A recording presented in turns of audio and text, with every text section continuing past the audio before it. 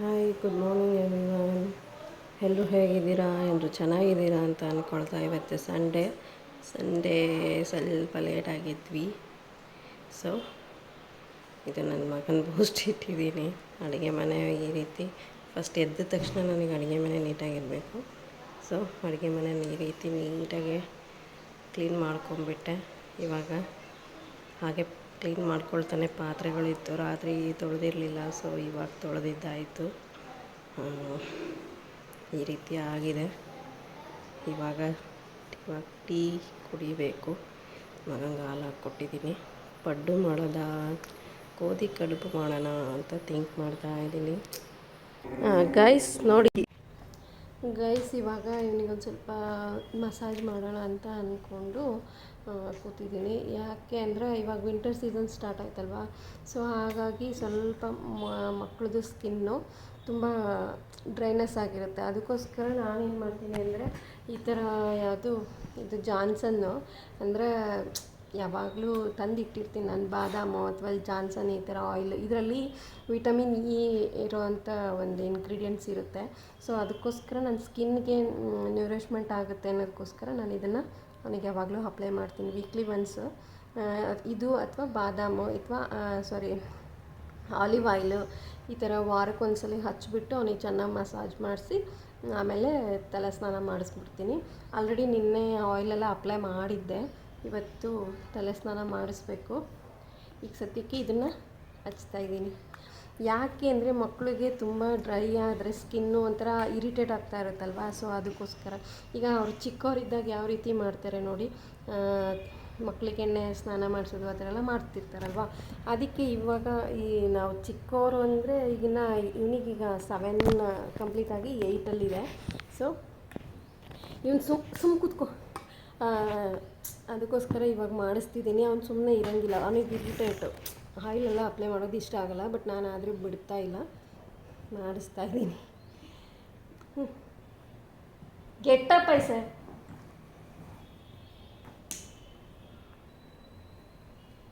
ಬಾಯಲ್ಲಿ ಇದು ಲಾಲಿಪಾಪ್ ತಿಂತಾ ಇದ್ದಾನೆ.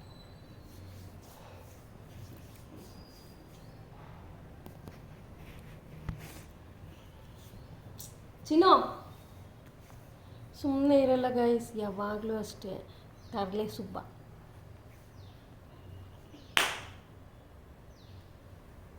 ಹೆಂಗೆ ಪಟಾಕಿ ಚೆನ್ನಾಗಿತ್ತಲ್ವಾ? ಅವಾಗವಾಗ ಹಿಂಗೆ ಪಟಾಕಿ ಹಾರಿಸ್ತಿರ್ತೀನಿ, ಇಲ್ಲಾಂದರೆ ನನ್ನ ಮಾತು ಕೇಳಲ್ಲ.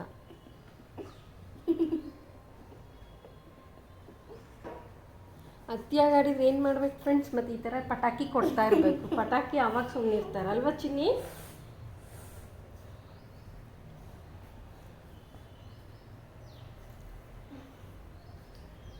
ಟಿ ವಿಲಿ ಕರ್ನಾಟಕ ಡ್ಯಾನ್ಸ್ ಬರ್ತಾಯಿದೆ. ಸೌಂಡ್ನ ಮ್ಯೂಟ್ ಮಾಡಿದ್ದೀನಿ. ಯಾಕೆ ಅಂದರೆ ಇದರಲ್ಲಿ ಯೂಟ್ಯೂಬಲ್ಲೆಲ್ಲ ಕೆಲವೊಂದು ರಿಸ್ಟ್ರಿಕ್ಷನ್ಸ್ ಇದೆ, ಅದಕ್ಕೋಸ್ಕರ. ಆಮೇಲೆ ಅವ್ರದ್ದು ಹೆವಿ ವಾಯ್ಸ್ ಇರುತ್ತಲ್ಲ, ಅದೇನಾಗುತ್ತೆ ಅಂದರೆ ಇವನೀಗ ಬನ್ನಿನ ರಿಮೂವ್ ಮಾಡು ಅಂದೆ. ಅವ್ನು ರಿಮೂವ್ ಮಾಡೋಕ್ಕೆ ರೆಡಿ ಇಲ್ಲ. ವೀಡಿಯೋ ಮಾಡ್ಕೋತಿದ್ದೀಯಾ? ನಾನು ಮಾಡಲ್ಲ, ಇದನ್ನ ಆಫ್ ಮಾಡು, ಆಮೇಲೆ ನಾನು ಮಾಚಿಸ್ಕೊತೀನಿ ಅಂದ. ಸೊ ಅದಕ್ಕೋಸ್ಕರ ಈಗ ಫೇಸ್ಗೆಲ್ಲ ಅಪ್ಲೈ ಮಾಡ್ತಾಯಿದ್ದೀನಿ. ಫೇಸ್ಗೆಲ್ಲ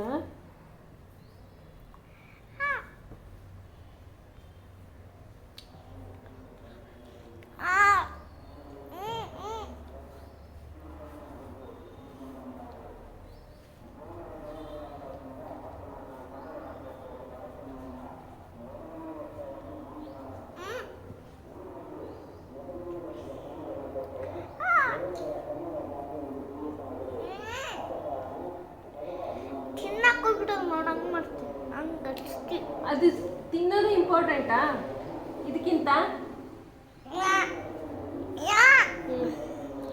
ಈ ಥರ ಹಚ್ಚಿದ್ದೀನಿ. ಈಗ ಫುಲ್ ಬಾಡಿಗೆ ಹಚ್ಚಬೇಕು. ಬಟ್ ಅವನಿಗೆ ನಾಚಿಕೆ ಆಗ್ತಾಯಿದೆ. ಸೊ ಅದಕ್ಕೋಸ್ಕರ ಆಫ್ ಮಾಡಿ ಆಮೇಲೆ ಓಕೆ ಅವನಿಗೆಲ್ಲ ಅಪ್ಲೈ ಮಾಡಿ ಒಂದು ಹಾಫ್ ಆನ್ ಅವರ್ ಬಿಡ್ತೀನಿ. ಹಾಫ್ ಆನ್ ಅವರ್ ಬಿಟ್ಟಾದಮೇಲೆ ನೀಟಾಗಿ ತಲೆ ಸ್ನಾನ ಮಾಡಿಸಿ ಮಾಯಿಶ್ಚರೈಸರ್ನ ಕಂಪಲ್ಸರಿ ಯೂಸ್ ಮಾಡಿ. ಯಾಕೆ ಗೊತ್ತಾ?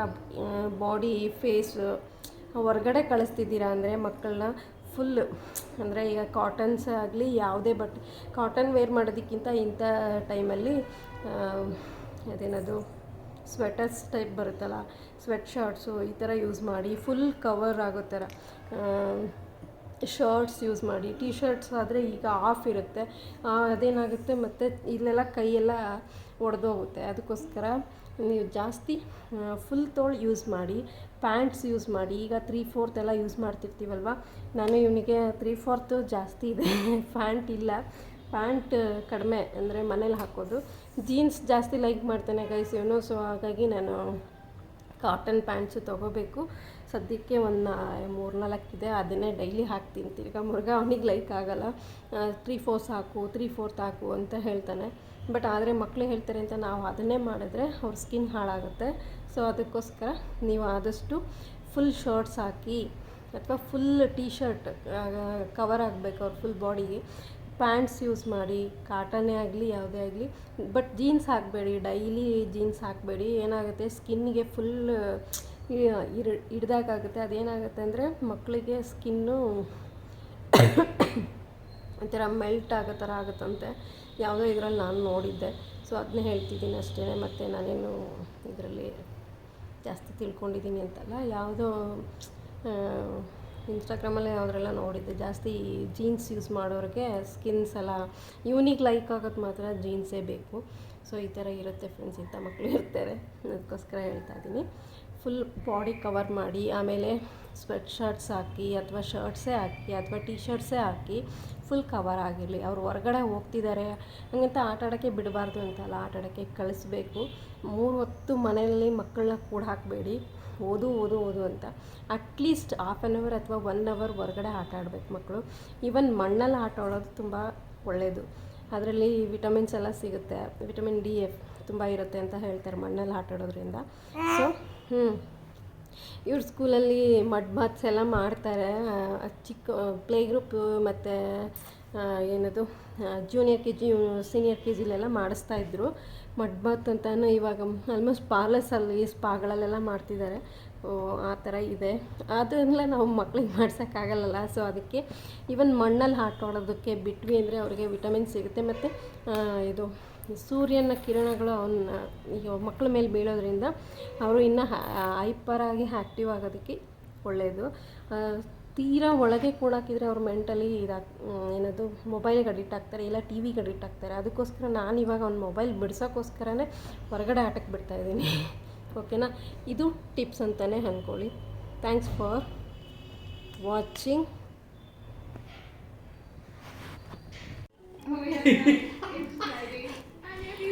ಗಾಯ್ಸ್ ನೋಡಿ ಗಾಯ್ಸ್, ನಾನು ಇದು ಎಣ್ಣೆ ಕಾಸಿಟ್ಟಿರ್ತೀನಿ 1 ತಿಂಗಳಿಗಾಗೋವಷ್ಟು. ಗ್ಲಾಸ್ ಬೌಲ್ ಅಂತೀನಿ, ಬಾಟ್ಲಲ್ಲಿ ಹಾಕಿಟ್ಟಿರ್ತೀನಿ. ಅದು ಕರಿಬೇವು ಮತ್ತು ಈರುಳ್ಳಿ ಮೆಂತ್ಯಕಾಳು ಹಾಕಿ ಕಾಸಿ 1 ತಿಂಗಳಿಗಾಗೋವಷ್ಟು ಇಟ್ಕೊಂಡ್ರೆ 1 ತಿಂಗಳು ಫುಲ್ ಬರುತ್ತೆ.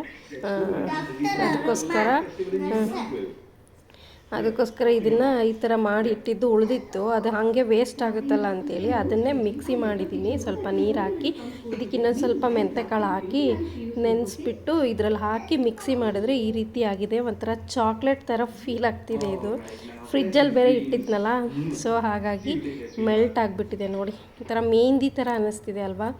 ಬಟ್ ನೋಡಿದರೆ ಎಷ್ಟು ಚೆನ್ನಾಗಿ ಅನ್ನಿಸ್ತಿದೆ. ಇದನ್ನು ವಾರಕ್ಕೆ 1 ಸಲ ಹಚ್ಕೋಬೋದು. ಇವನ್ ನನ್ನ ಮಗನಿಗೂ ಹಚ್ತೀನಿ. ಈಗ ನನ್ನ ಮಗನಿಗೆ ನಾನು ಹಚ್ಕೊಂಡು 1 ಅವರ್ ಬಿಟ್ಟು ಸ್ನಾನ ಮಾಡಬೇಕು, ತಲೆ ಸ್ನಾನ. ತುಂಬ ಚೆನ್ನಾಗಾಗುತ್ತೆ ಕೂದಲು ಕೂಡ. ಚಿಕ್ಕ ಮಕ್ಕಳಿಗೂ ಹಚ್ಚೋದು ಒಳ್ಳೆಯದು. ಸೊ ಈ ಥರ ಮಾಡ್ಕೊಳ್ಳಿ ಫ್ರೆಂಡ್ಸ್, ಚೆನ್ನಾಗಿರುತ್ತೆ. ನೋಡಿ ಎಷ್ಟು ಮೆಹಂದಿ ಏನೋ ಅನ್ನೋ ಥರ ಫೀಲ್ ಆಗ್ತಿದೆ, ಮತ್ತು ಗಟ್ಟಿ ಇದೆ. ಇದನ್ನ ಇದೇ ಥರನೇ ಒಂದೊಂದೇ ಕೂದಲಲ್ಲಿ ಹಚ್ಕೊಂಡು ಬರಬೇಕು. ಈಗ ನಿಮಗೆ ತೋರಿಸ್ತೀನಿ ಗೈಸ್. ಹಚ್ಚೋರು ಯಾರು ಇರಲಿಲ್ಲ, ಸೊ ಈ ಅಪ್ಪನ 20 ಸಲ ಕೇಳಿ ಹಚ್ಕೊತಾ ಇದ್ದೀನಿ. ಈ ಅಪ್ಪ ಒಂದಿಷ್ಟು ಹಚ್ಚಿ ತೋರಿಸು ಅಂದಿದ್ದಕ್ಕೆ ಈ ಥರ ಹಚ್ತಾವೆ ನೋಡಿ. ಹೀಗೂ ಉಂಟಾ, ನಾನು ಹೇಳಿದ್ದು ಒಂದೊಂದೇ ಕೂದಲು ತಗೊಂಡು ಹಚ್ಚು ಅಂತ. ಈ ಪುಣ್ಯಾತ್ಮ ಮೇಲೆ ಏನು ಮಾಡ್ತಿದ್ದಾರೆ, ಹಿಂದಿನ ಕಾಲದಲ್ಲಿ ನಮ್ಮ ಮನೆಗೆ ಹಳೆ ಮನೆ ಅಲ್ಲ, ನಮ್ಮಮ್ಮರು ಏನು ಮಾಡ್ತಿದ್ರು ಅಂದರೆ ಒಲೆ ಅಲ್ಲ, ಅವರು ಎಲ್ಲರೂ ಗೋಡೆ ಏನಾದ್ರು ಹೊಡೆದ್ರೆ ಅದೇನೋ ಮಣ್ಣು ಸಗಣಿ ಎಲ್ಲ ಕಲಿಸ್ಬಿಟ್ಟು ಊರು ಮಂಚ್ ಅಂತ ಹೇಳೋರು, ಅದನ್ನು ಮೆತ್ತುತ್ತಿದ್ರು. ಈಗ ಇವರು ಊರು ಮಂಚ್ ಥರ ನನ್ನ ತಲೆಗೆ ಇದನ್ನು ಮೆತ್ತಾರೆ. ನಾನು ಹೇಳಿದ್ದೆ ಒಂದು ಗಾಯ್ಸ್, ಈ ಅಪ್ಪ ಮಾಡ್ತಿರೋದೇ ಒಂದು ನೋಡಿ. ಅಪ್ಪನ ಮಾಡಂದ್ರೆ ಅವ್ರ ಅಪ್ಪನ ಮಾಡ್ತೀನಿ ಹಾಂ, ಈ ಥರ ಹಚ್ಚು ಅಂತ ನಾನು ಹೇಳಿದೆ ಗಾಯ್ಸ್. ನೋಡಿ ಇಂಥ ಮಹಾನ್ ಭಾವ ಇರ್ತಾನೆ. ಒಂದೊಂದೇ ತಗೊಂಡು ಹಚ್ಚು ಅಂದರೆ ಟೈಮ್ ಆಗುತ್ತಲ್ಲ ಅಂತ ಎಷ್ಟು ಕ್ರಿಮಿನಲ್ ಮೆಂಟಾಲಿಟಿ ನೋಡಿ ಗೈಸ್. ನಾವಾದರೆ ಇವ್ರು ಬಟ್ಟೆ ತಿಕ್ಕಬೇಕು, ವಾಷಿಂಗ್ ಮಿಷಿನ್ ತಂದುಕೊಟ್ರೆ ಅದ್ರಾಗೇನು ಕ್ಲೀನ್ ಆಗಲ್ಲ ಗೈಸ್. ಹಂಗಾಗಿ ಮತ್ತು ಉಜ್ಲೇಬೇಕು, ಉಜ್ಲಿಲ್ಲ ಮುಖ ದಪ್ಪ ಆಗುತ್ತೆ.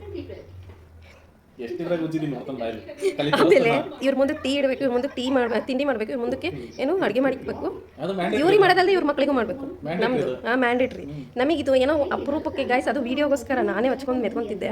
ಬಟ್ ಏನು ಮಾಡೋದು, ಈ ಅಪ್ಪ ಐತಲ್ಲ ಇವತ್ತು ಸಂಡೇ ತೋರ್ಸೋಣ ಈ ಥರ ಹಚ್ಕೊಳ್ಳೋದು. ನಾನೇ ಹಚ್ಕೊತೀನಿ ಯಾವಾಗಲೂ.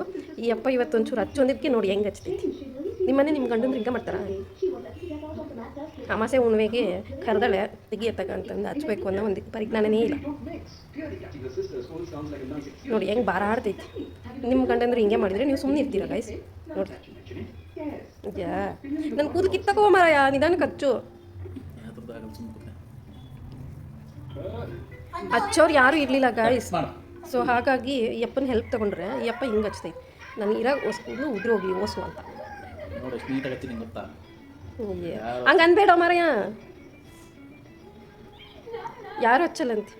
ಸ್ಪಾಗ್ ಹೋದ್ರೆ ಇವ್ರು ಅಪ್ಪನಂಗೆ ಹಚ್ತಾರೆ.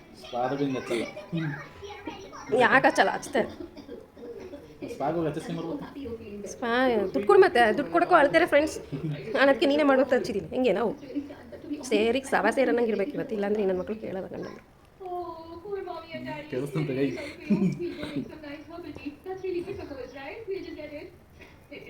What in the world are they up to now? Yeah, how could we give them a disease that doesn't even exist? It's clear they're just pretending so they don't have to take us to Aquasplash. You are right, and that's only saying how Aquasplash for a family of 4 constant now and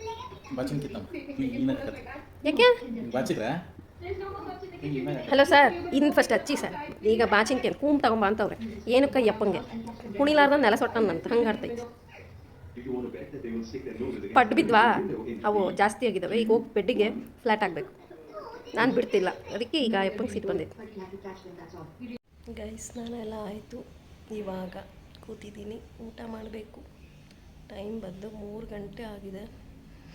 ಊಟ ಮಾಡಬೇಕು. ಊಟ ಮಾಡೋಂಗೆ ಆಗಿಲ್ಲ. ತಿಂಡಿ ಲೇಟಾಗಿ ತಿಂದಿದ್ದು 11 ಗಂಟೆಗೆ. So ಹಾಗಾಗಿ ಊಟ ಮಾಡೋಂಗಾಗಿಲ್ಲ. ಮಾಡಬೇಕು. ಆಮೇಲೆ ಸಿಗ್ತೀನಿ.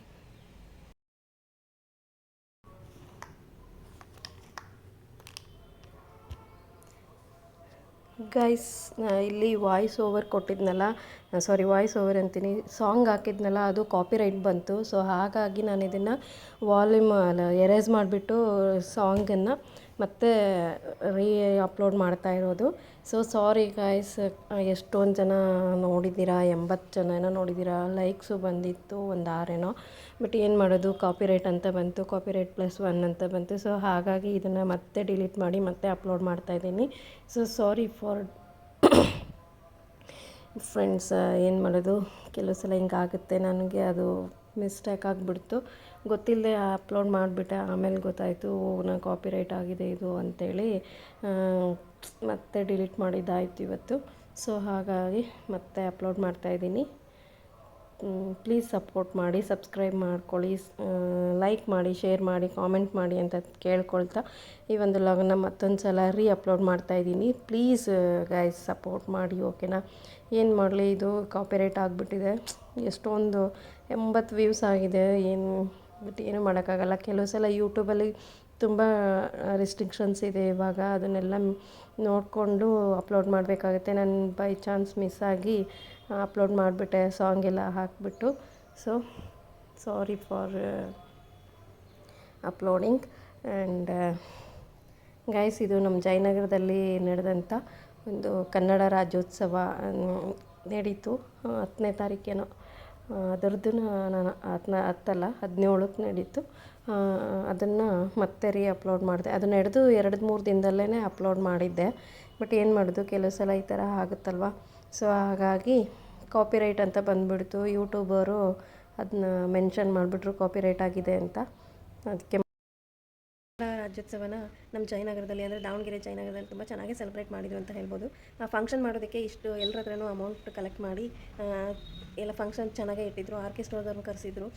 ಫಂಕ್ಷನ್ ಎಲ್ಲ ಚೆನ್ನಾಗೇ ಇತ್ತು. ಎಲ್ಲ ದೊಡ್ಡ ದೊಡ್ಡ ವ್ಯಕ್ತಿಗಳು ಅಂದರೆ ಈಗ ಎಜುಕೇಷನ್ ಪರ್ಪಸ್ ಇರೋರಾಗಿರ್ಬೋದು ಅಥವಾ ಪೊಲಿಟಿಕ್ಸ್ ಪರ್ಪಸ್ ಇರೋರಾಗಿರ್ಬೋದು ಆ ಥರದ್ದವ್ರನ್ನೆಲ್ಲ ಕರೆಸಿದ್ರು.